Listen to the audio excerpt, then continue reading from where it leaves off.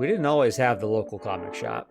This whole thing started on the newsstands, in corner shops. It was never intended to be high art, high concept, collectible hobby like we know comic books today.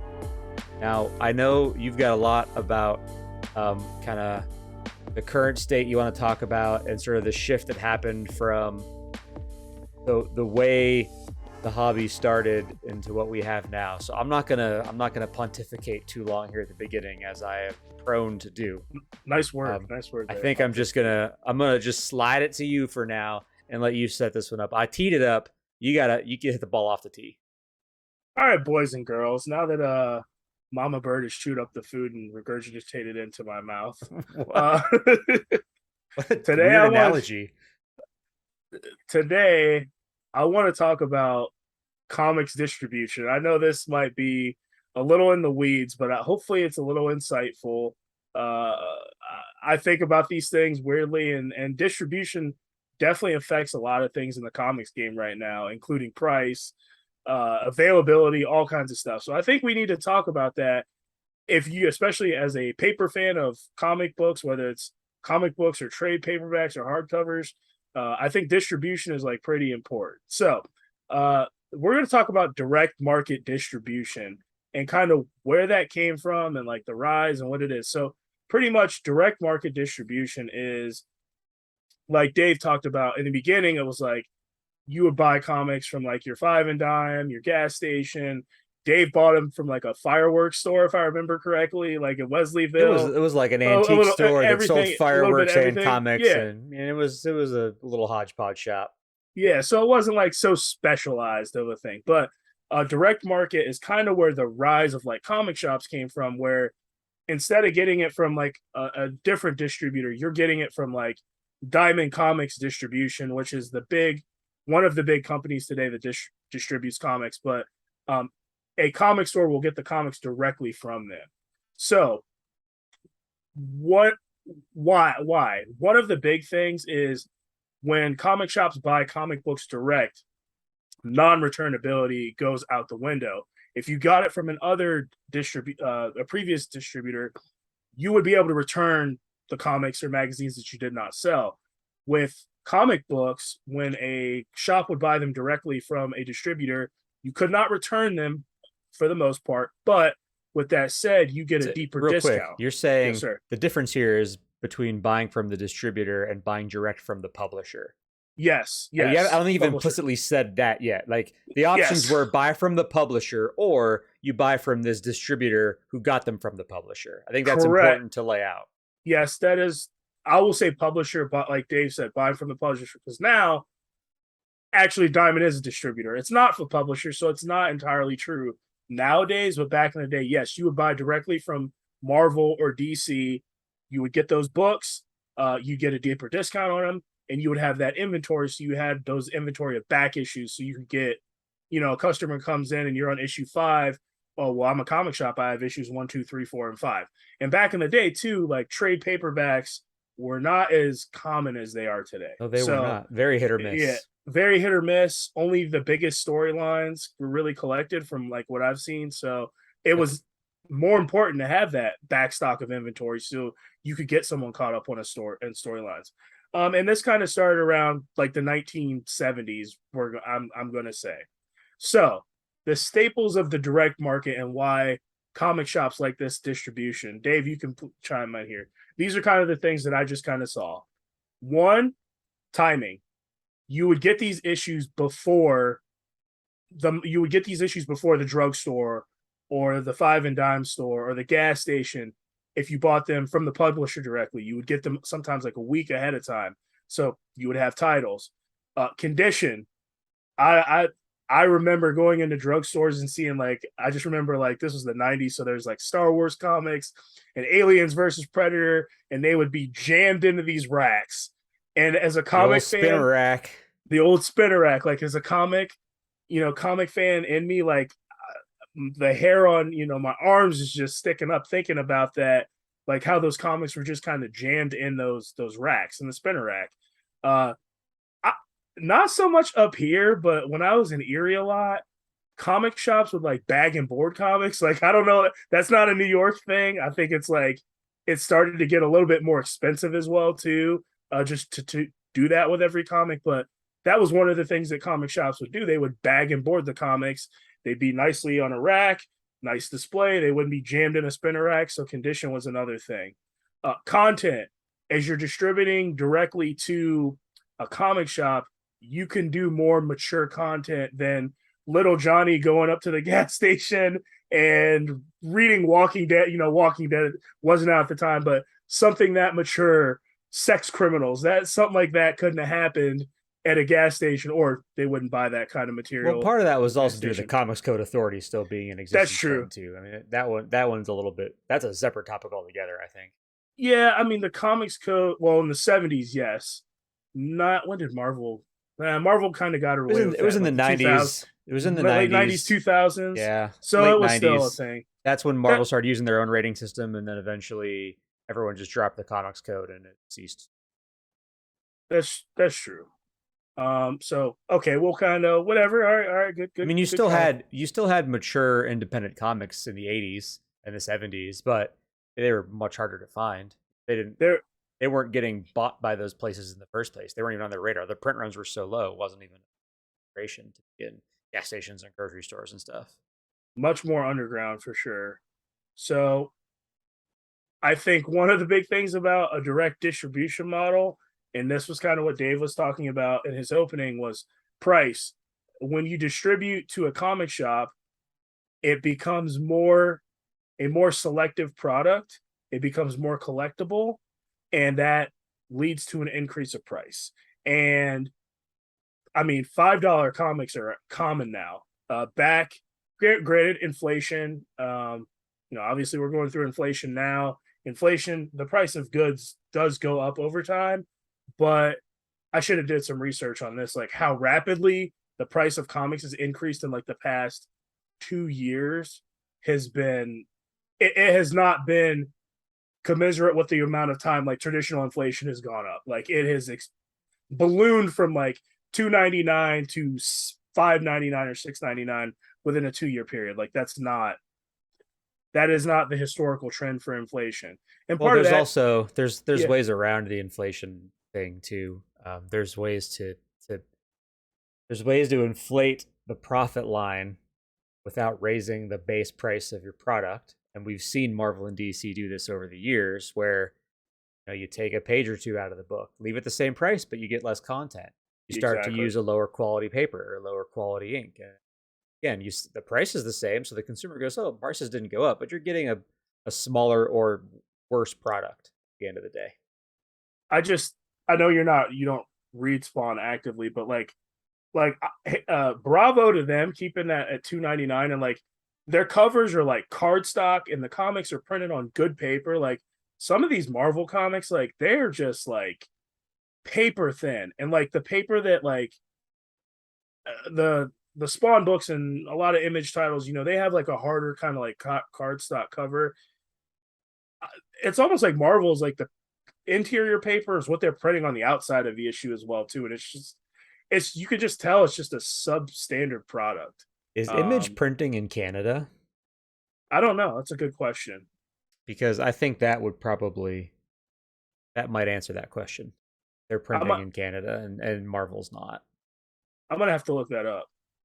Even just like trade paperbacks, like Boom, for example. I bought like one of the Power Rangers new Power Rangers trades, and I'm a hardcover guy because I don't like trades that like curl up and stuff like that. Like I'm noticing Boom, like their trades are like a good quality, so I'm like, oh, I'll start buying their trades. And even like I dug up some of my old IDW Teenage Mutant Ninja Turtles, and like, man, those have sat in a box for, I mean, legitimately probably 10 years, and they're still in like good shape. So I'm like, oh, Couldn't have been there's certain 10 years. companies. Couldn't have been 10. Dude, this is No way that comic's been out for 10. TMNT. Yeah, way, uh, away.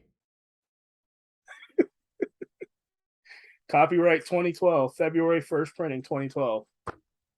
It's been 10 years, man. I gotta go. Yeah. It's episode's over. I gotta go. I'm telling I you, gotta go man. sit in the dark and contemplate life for a while. Yeah, dude. Sorry. Legitimately, like 10 years, that TMNT run started. It's But honestly the most depressing thing I've heard all week. yeah, man.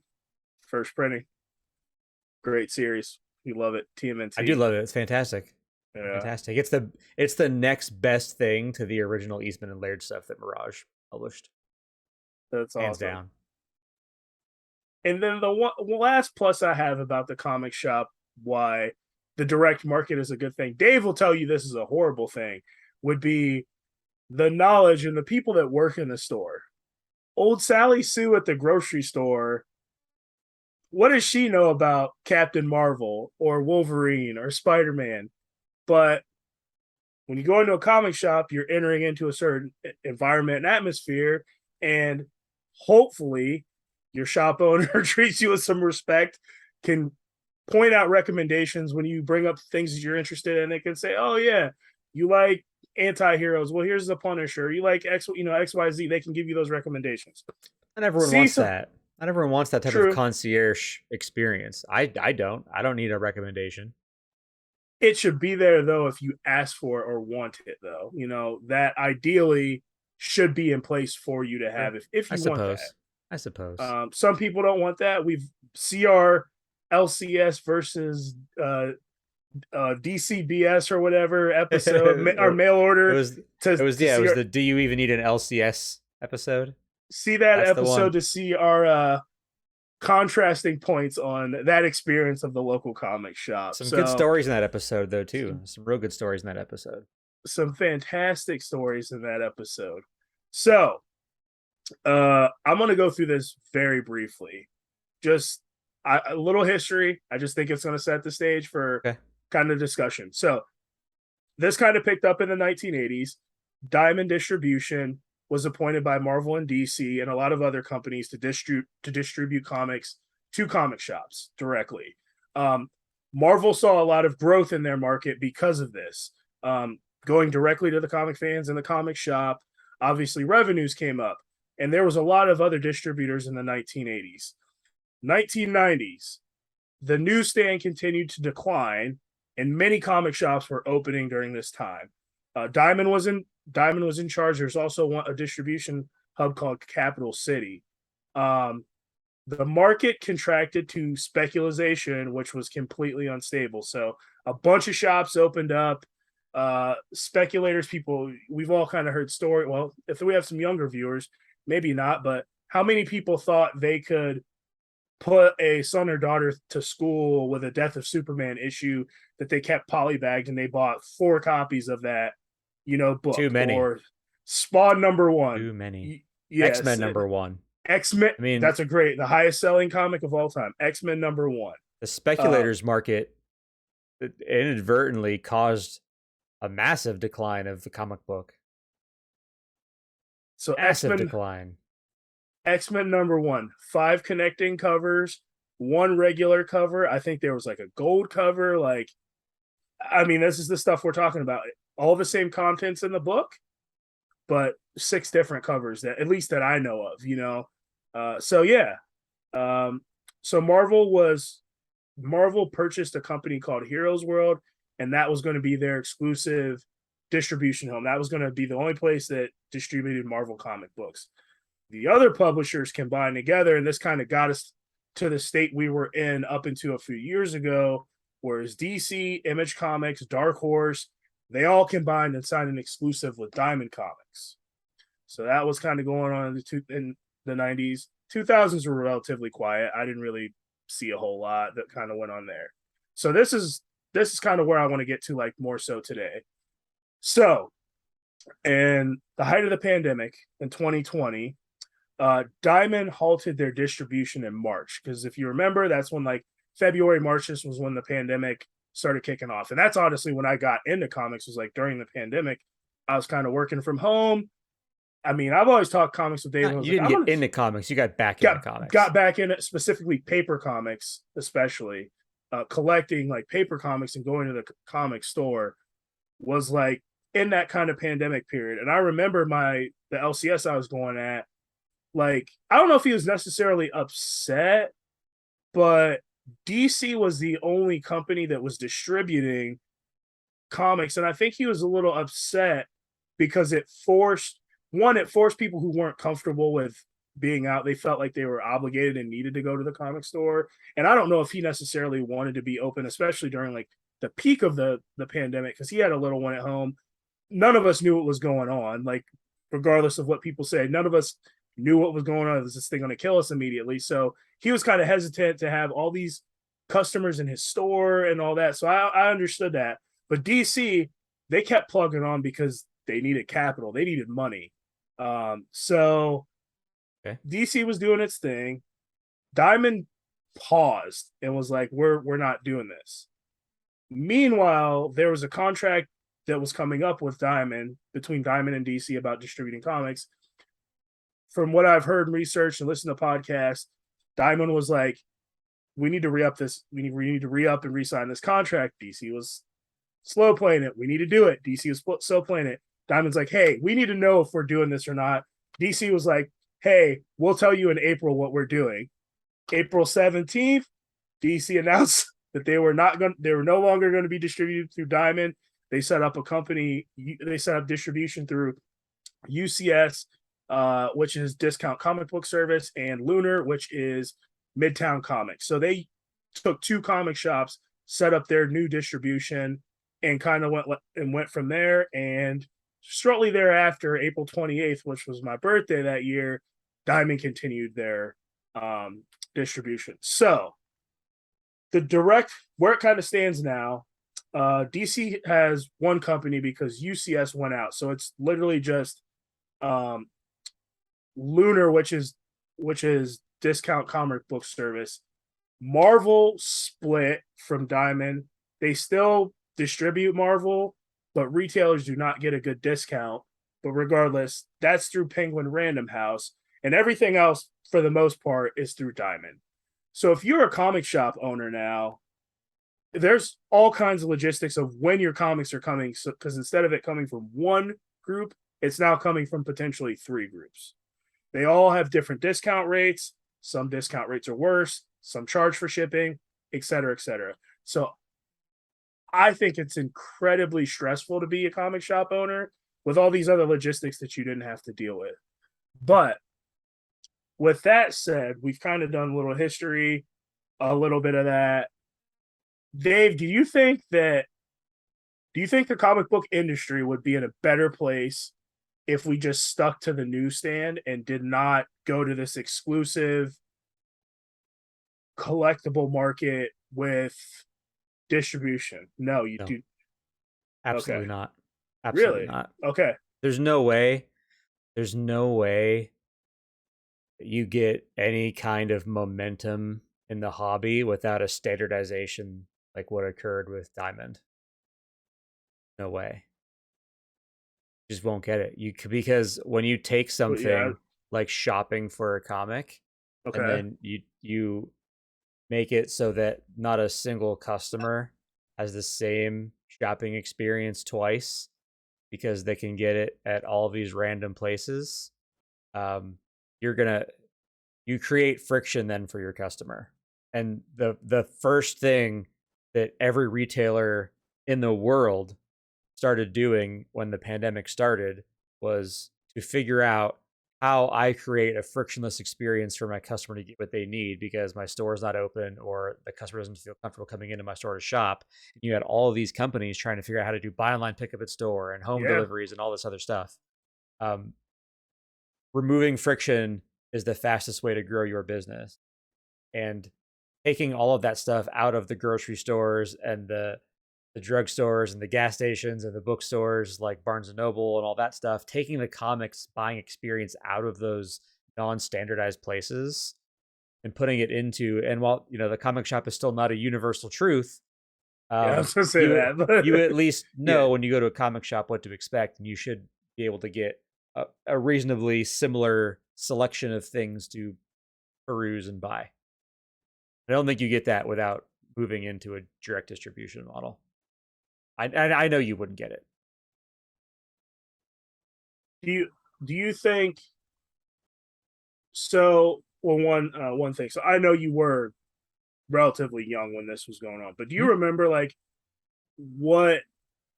I don't know if it was books. I'm assuming it was books. Do you remember what books was like in the '90s? Was it like popping all the time? Was it biz? No. I mean, Okay, so it was sometimes, like yeah. Some days it was like anything else. Some days it's busy, and some days it's not. I just have Depends. through all like the documentaries and stuff I've watched about like Image and all that stuff. It's just like everything was always in a frenzy, and everyone was like, "Death of Superman!" Lines out of the door. I'm picturing people in like in Peach Street in the middle of the road. Like I didn't know if it was like when you would I go, if mean, it was like that, like it was a every small week. town. True. The Yeah. '90s, there's about 100,000 people in the greater Erie metropolitan area. Got you. Okay. Uh, what were we talking about? So do I you? will say, Yeah. before you Go ahead. ask that next question. So another thing that kind of happened in the '90s that I think it was probably frustrating for some, but it was good for the hobby, good for the comic shop, and good for the distribution model in terms of standardization because of the speculation market exploding. Then um, you started to see there was a very large price disparity between a direct market book and a newsstand book. Yeah. Okay. And you would see the UPCs, the barcodes on the comics would say newsstand. They started putting newsstand so it was easier to tell when buying back issue if you were buying a worthless grocery store copy or the legit comic shop came from Diamond copy. Were the newsstand versions cheaper? No, same price. They just were never Huh. going to be worth anything. They just didn't have any It's just value because they were newsstand editions, not comic shop editions. interesting. Yeah. I feel like the newsstand editions are worth more now, just because of that. Well, it depends on what the cover price is, right? I mean, if it's 25 Yeah, cents, it's the only thing you had. It, you know, it's up on my little message board behind me. I got my first comic in a grocery store. It's yeah. a newsstand edition. It's Thor number 438 or something. Um, is the first bearded Thor. You still Of have it. You still have it, right? I'm course I do. assuming. Of Of course I course. do. Never Um, sell. I'll Never never get parted rid of it. that comic, Yeah, especially because my grandma bought it for me. yeah. She passed away many years ago, and one of the things that's one of my physical memories of her. So I'll never get That's rid of that great. comic. Yeah, it's worthless. Massive sentimental value to me and me only, but worthless comic in a price guide because it's a newsstand edition. Do you think the comics medium would be in a better place if we did still have the news? Not maybe not. We could still keep the comic store experience. Do you think we'd be in a better place, or did we lose something when we came out of those drugstores and the grocery store? Like when you're checking out at Wegmans or whatever, Kroger, and you saw a comic book, or you see like an Archie Digest, and you would just, you pick it up. Did Do you think we lost something from that? Because like one of my first experience with comics is like in the grocery store and seeing Spider-Man in a grocery store and be like, oh, comic books or Batman. Did we lose something from that experience going away? No, you were I don't think adamant in so. I support don't. What of the and LCS. what do you lose? Like the way I see it, there's two ways that You, a kid today is going to experience a comic for the first time.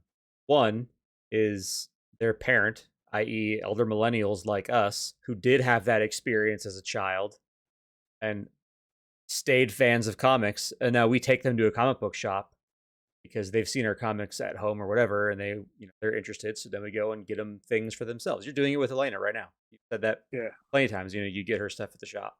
The one shop you go to, the guy gives her stuff. yep. So that's one way. The other, um, I mean, I'm sure you've noticed, and this isn't meant to be as snarky as it's going to sound, but Yeah, comic book movies are very popular right now. they're And pretty popular. I don't know. for There's some fatigue. Do you see Thor yet?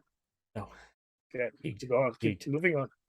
fatigued. But yeah, but But point being, overall, yes. a kid's first exposure to superheroes now is likely a Disney Plus show or a Marvel movie. And if they go, oh wow, that was really cool. I wonder what the comic is like. They're going to pull out their cell phone Google the character's name, and then probably read a free webcomic instantly. And that is their first exposure to the comic book. They're doing it on mobile devices. They're doing it on their phones, an iPad, whatever. They don't have to walk through the line at CVS to pick up a comic book now to have that first experience. Their first experience, memories, and stories are going to be vastly different than ours were, just because of the way that the world has changed and the ease and access to technology. I think you said it like you had. I don't know if we might have talked about it offline. I don't know if it was on the podcast, but like the MCU, that is the new comic book like experience. Like that experience we had, that for the new generation, the MCU is that. That's Yeah. where the continuity is. Which whether you love the MCU or whatever, like right now, there's a connective tissue, and that's where it's taking place. Because for the most part, it is not taking place in the comic books. Right. They are all over the place. They're You don't have to search that far to hear creator. I listened to another podcast this week, and they were talking about, oh, like we're just trying to write the best, 5-issue story that we can write. Now, if we're not trying to trample over the old continuity, but they're also not actively seeking that out to be slaves to that continuity or be a steward to that continuity. It's like, what's the best 6-issue, 12-issue series Yep. that we can write? And when I heard that, it broke my heart because like Yeah. that, and with the characters that I, love, but it is what it is, man. Like, so it's interesting kind of going back to that first experience that I just talked about.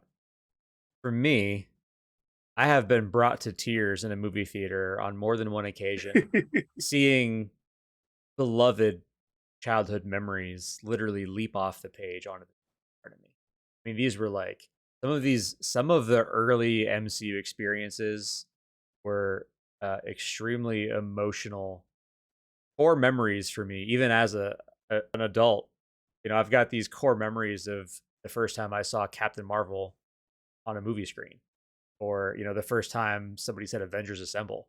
And I'm so curious to know what it's like to have that experience in reverse, where my first exposure to these characters and superheroes was watching them in a theater on a big screen, and then I go backwards to go and read the comic afterwards. Like, what is that like? And I don't think I'd want to experience it that way. I'm very happy that I had the experience that I had, but I'm so curious to, is that like a letdown for people when they're like, they see this cool stuff in a movie theater and then they go home and they're like flipping through a paper comic, like, this is boring. I don't like this. Yeah, I feel like we obviously can't quantify that, and I think yes, to a certain extent, for sure. Especially like if you give some kid like old school Spider-Man, like the issue number 1, he's like, "What is this?" Like, he's not gonna read it. I can tell you that. He's gonna he's at panel 3 or 4 and be like, "Nope, it passed out." Yeah, like there's no way next. But it is that the reading is an expansion of that medium, and like, I mean, if you gave someone like Ed Brubaker Captain America, like you could totally get sucked into that, and like you're picturing Chris Evans like as Captain America, kind of like running, or like, yeah. I could see it. Yeah, and I've as well too. I've had the experience of like, great example. Like, I don't read a lot of Black Panther comics, but after I saw Black Panther in the theater, it was probably after Civil War. One of the first things I did was to go home, turn on my iPad, boot up Marvel Unlimited, and drop a few Black Panther comics into my library for reading later, because I was like, man, I really liked that. That was fun. I'd like to read more. I'd like to experience more stories that this character is involved in. But, I already knew about comics ahead of time. So, yeah, the person that's never read a comic before, if you're one of those people and you listen to this podcast, please tell me what that experience was like for you, because I'm dying to know. I'm very, very curious. But I know I'm taking us sort of off topic, so but this bring is me good back in a little. Well, I'm just gonna the only thing I want to say to that point is, yes, the visual medium is definitely very intriguing, especially with those characters that you fell in love with, and I think these characters hit with a little bit more emotional resonance for you because you've invested so much time into those characters. And like you making me read that whole like Captain America run, like The I Brubaker didn't know I run. would really that Brubaker run and like Bucky Cap and all that Yep. and coming back and Sharon shooting him and going through time and all that nonsense. Like I just love that character, Captain America. So like when you're talking about, there are times where I'll be like doing my walk around the neighborhood, and that Captain America theme comes on, and like I will start weeping. That song and Portals when they come through an Endgame, dude. Like when I texted you after that, like I was weeping in the movie theater. I'm tearing up now just thinking about it. Like because we've spent so much time and we're so invested in these characters. With that said, though, with as intriguing as the visual medium is and entertainment and all that, the thing I anticipate and I am dying to that I want to do, and maybe it's just me, is read. I need Saga to come back. Saga means more to me than any visual medium that I have. Damn you, BKV. Now I have to wait till like November or something like that. But like, No, I November, never, January, buddy. yeah, January. But like, January. yeah, November like would be fantastic.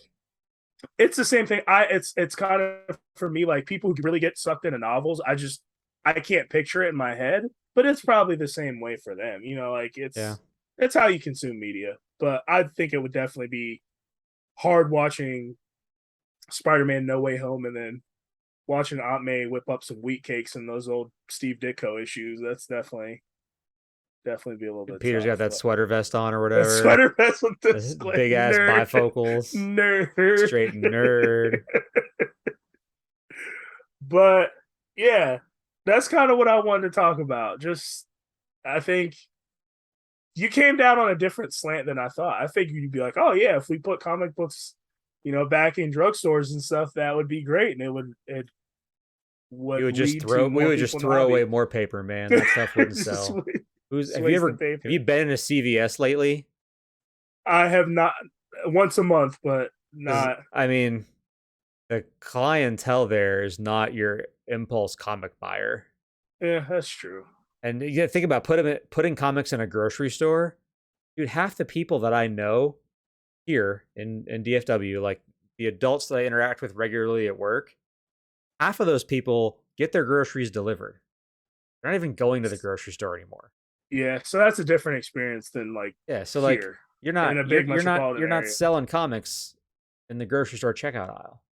Dude, we have Walmarts here that are 100% self checkout. We don't have cashiers in Walmarts. That's interesting. Like the world is evolving away from the need for things in stores like comic books, like in a grocery store or gas. The stuff will just sit there forever. Who's gonna buy it, man? Not you. You or I go in there. We're gonna go. I am buying this. I'll get it from the comic shop. But like, who's it there for? Nobody. Not kids. They're not gonna impulse buy that stuff. They'll look at it on their phone. Their dad takes them to the comic shop. Their mom takes them to the comic. Grandparents, aunts, uncles. I don't know. It's as awful as it is to, as a comic shop owner to juggle ordering from 3 different distributors every single month. I think it's still the best possible way to remove friction for the person that wants to buy a paper comic and make something as close to standardized as possible. And I'm gonna be honest with you, ordering from 3 different distributors is not that big. It's not that big. Like, it's really not that big of a deal. Ordering probably not, but I think receiving shipment, especially if you're like a one-man operation and receiving shipment on 3 different days when you have customers coming in, that could be a little bit of a pain in the butt. If you're a one-man operation, you must not have that many customers that you're getting that much stuff anyway. And I'm just looking at this strictly from a dollars and cents perspective. Golly. If you're not doing enough business that you need to hire more staff, you're probably not ordering enough stuff that you need more staff to manage it. This is a supply and demand exercise, nothing more. If your demand's not high, neither is your supply. Figure it out. Follow us on Twitter. I think that's your closing, Dave. Here's the thing, man. I don't need to know how the sausage is made. Just put it on the shelf, guy. I love seeing how the sausage is made. So thank you for indulging me in this exercise. It was a good conversation. Little history lesson. I didn't know most of that stuff, so I'm glad you took the time to research it and shared it with me and our listeners. And it is what it is, man. It is what it is. Death to paper, rise to the iPad, taking it to the streets. I love it. I do it both. I do it all. So it doesn't affect I do it me. all too. I just do more digital now. Yeah. Either way, we're gonna make it through. So. All right. Well, yeah, man. That's it for us for this week. We'll see you all in 7 days. Take care of yourselves. Bye-bye. Peace.